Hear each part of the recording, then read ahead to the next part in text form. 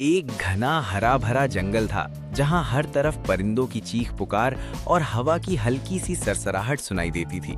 लेकिन आज जंगल में कुछ अलग था। एक छोटी सी दुखी आवाज दरख्तों के बीच गूंज रही थी। माँ, माँ। ये आवाज एक छोटे से बेबी टाइगर की थी जो रास्ते भटक कर अपनी माँ से दूर हो गया था। उसकी आंखों में आंसू थे और वो डर के मारे कांप रहा था। तभी एक चालाक बंदर ने उसे देखा और हैरान होकर बोला, अरे तुम यहाँ अकेले क्या कर रहे हो?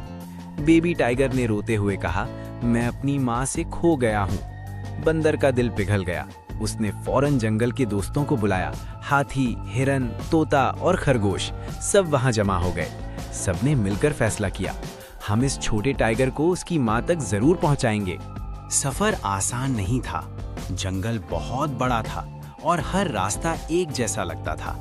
हाथी ने अपनी ऊंची सूंड से दूर तक देखा और कहा, मुझे लगता है हमें नदी के पास जाना चाहिए। शायद टाइगर की माँ वहां हो। सब जानवर मिलकर नदी की तरफ चल दिए। रास्ते में एक तेज धारा वाली छोटी सी नदी आई। खरगोश डर गया, लेकिन हाथी ने सबको अपनी पीठ पर बिठाया और आराम से नदी पार करा दी। तोता ऊपर उड़कर रास्ते देख रहा था और गाइड कर रहा था। हिरन ने अपनी तेज दौड़ से आगे जाकर निशान ढूंढने की कोशिश की। बेबी टाइगर धीरे धीरे हिम्मत पकड़ रहा था, क्योंकि अब वो अकेला नहीं था। हर जानवर उसका दोस्त बन चुका था।